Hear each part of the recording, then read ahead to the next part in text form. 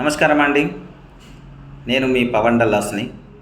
ముఖ్యంగా పిల్లల గురించి ఆలోచించేటువంటి తల్లిదండ్రులకి, పిల్లల బాగోగులు, పిల్లల సర్వస్వము, పిల్లలే తన సర్వస్వం అని అనుకొని ఆలోచించేటువంటి తల్లిదండ్రులకు కూడా నమస్కారము. అసలు తల్లిదండ్రులు పిల్లల నుంచి ఏం కోరుకుంటున్నారు? మీరేం కోరుకుంటున్నారు?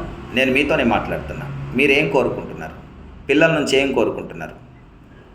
స్వేచ్ఛగా ఎదగాలి, పిల్లలు స్వేచ్ఛగా ఎదగాలి, ఓకే. మంచి మార్కులు సంపాదించాలి, ఓకే. సొసైటీలో గొప్ప పేరు సంపాదించాలి, ఓకే. చెడు వ్యసనాలకు బానిస అవ్వద్దు, ఓకే.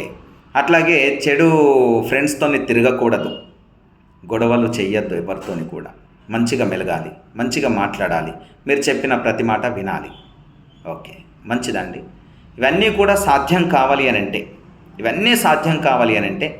మంచి చదువును చదివించండి. చదువుతో పాటు వాళ్ళకు ఫిజికల్ వర్క్స్ చేయించండి.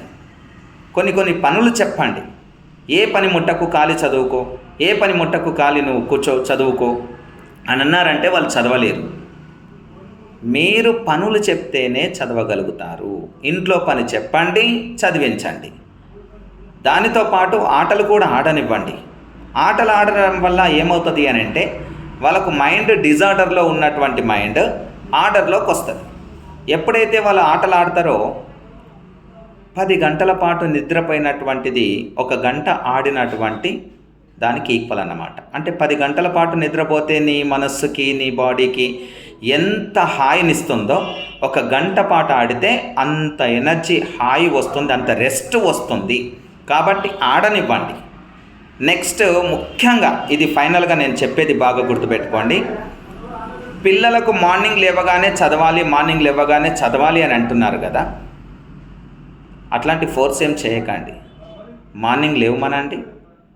వాళ్ళని లేపి వాళ్ళతో పాటు మీరు ఒక 5 నిమిషాల పాటు చిన్న ఎక్సర్సైజెస్ చేసేసి, ఒక 5 నిమిషాలు ఎక్సర్సైజ్ చేసి ఆ తర్వాత వాళ్ళకు బుక్స్ పట్టుకోమని చెప్పి మీరు కూడా ఏదో ఒక బుక్ పట్టుకొని వాళ్ళతో పాటు ఒక అరగంట చదవండి. లేవగానే మీ పని మీద మీరు పడ్డారనుకోండి, వాళ్ళు ఏం చేయాలనో అర్థం కాదు, ఓకే. వాళ్ళకంటూ ఒక హోంవర్క్ ఉంటుంది కదా, హోంవర్క్ చేస్తే ఏమవుతుందండి? హోంవర్క్ చేస్తూ ఉన్నారనుకోండి, డైలీ హోంవర్క్ చేసావా, హోంవర్క్ చేస్తే ఏమవుతుంది? హోంవర్క్ అంటే ఏంటిది? ఒక గుమస్తా పని చేయిస్తున్నాం మనం పిల్లలతోని. హోంవర్క్ చేస్తే గుమస్తాలుగా తయారవుతారు. అంటే క్లర్క్ జాబ్కి మాత్రమే ఎలిజిబుల్. వాళ్ళు ఒక డాక్టర్ కాలేరు, ఇంజనీరింగ్ కాలేరు, ఒక ఆర్కిటెక్ట్ కాలేరు, ఇలా ఒక లాయర్ కూడా కాలేరు. ఏ పనికి కూడా పనికిరారు వాళ్ళు. లాయర్ అవ్వాల్సిన వాళ్ళు లాయర్ కింద క్లర్క్గా పనిచేస్తారు. డాక్టర్ అవ్వాల్సిన వాళ్ళు డాక్టర్ కింద మళ్ళీ అలాంటి జూనియర్ అసిస్టెంట్గా పనిచేస్తూ ఉంటారు. కాబట్టి హోంవర్క్ జస్ట్ చిన్న విషయము. ఆ హోంవర్క్ చేసినా చేయకపోయినా రీడింగ్ చేశారా లేదా అని అడగండి. ఎంత పఠనం చేస్తే అంత అద్భుతమైన శక్తులు వాళ్ళ దాంట్లో బయటపడతాయి. ఇప్పుడు బ్రాహ్మణ్స్ ఉంటారు, వాళ్ళు ఎన్నో శ్లోకాలు చదువుతూ ఉంటారు. వాళ్ళు పఠనాశక్తి వల్ల, పఠనం చేయడం వల్ల పెద్ద శ్లోకాలు కూడా వాళ్ళ మైండ్లో ఉండిపోవడం వల్ల జ్ఞాపక శక్తి పెరిగిపోతుంది.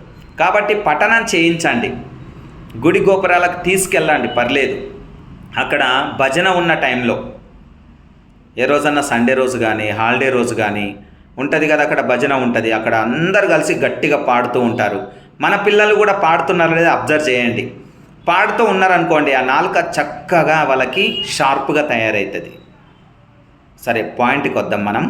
మార్నింగ్ వాళ్ళు లేసాక, నిద్ర లేవగానే వాళ్ళని నిద్ర లేపేసి మీ పని మీద మీరు పడకుండా వాళ్ళతో పాటు అరగంట పాటు మీరు చదవండి.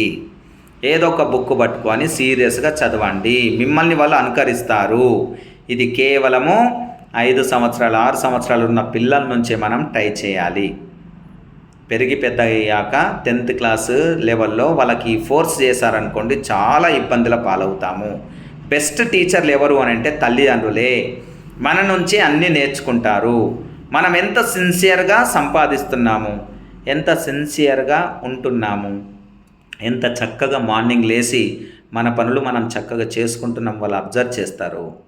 కాబట్టి ఆ అబ్జర్వింగ్లో మీరు దొరకద్దు అని అంటే ఫస్ట్ వాళ్ళతో పాటు ఒక అరగంట పాటు బుక్ పట్టుకొని చదవండి.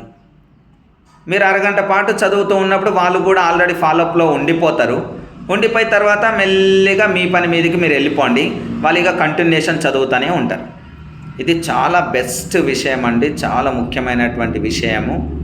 నెక్స్ట్, పిల్లల ముందర ఏది కూడా గట్టిగా మాట్లాడడం అనేటువంటిది చెయ్యొద్దు. ఓకేనా? సరే అండి. ఇలాంటి మరెన్నో విషయాలు కూడా మీకు చెప్తూ ఉంటాను మా యూట్యూబ్ ఛానల్లో. నెక్స్ట్ మనది ఎస్విఎస్ కోచింగ్ సెంటర్ అండి, మీకు అందుబాటులో ఉంటుంది.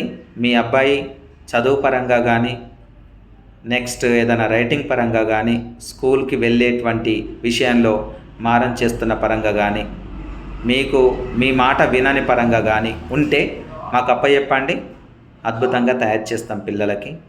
వాళ్ళకు ఆడిస్తాము, పాడిస్తాము, చదివిస్తాము, రాయిస్తాము, అన్నీ పట్టించుకుంటాం. 1 సంవత్సరం పాటు నా దగ్గర వదిలిపెట్టేసేయండి. వాడిని ఏం తయారు చేయాలనో అది తయారు చేసి చూపిస్తాం. ఓకేనా అండి? మళ్ళీ మీరు మధ్యలో అస్సలు కలిగించుకోకూడదన్నమాట. కాబట్టి ఆ విధంగా పిల్లల్ని తయారు చేసేటువంటి ఏకైక coaching centre SVS coaching centre మీకు ఎప్పుడు అందుబాటులో ఉంటుంది. ఓకేనా? ఇది కమర్షియల్ మైండ్తో చెప్తలేను నేను. టీచింగ్ ఫీల్డ్ అని అంటే డబ్బులు సంపాదించుకునేది కాదు. రెస్పాన్సిబిలిటీస్ ఎక్కువ ఉంటాయి, బాధ్యతలు ఎక్కువ ఉంటాయి దాంట్లో. కాబట్టి ఆ బాధ్యత పరంగానే మీకు ఇదొక బాధ్యతగా మీకు నేను సజెషన్ చేస్తున్నాను. అందరూ ఈ విషయాన్ని, మంచి సందేశాన్ని ఉపయోగించుకుంటారని కోరుకుంటున్నాను. జై హింద్.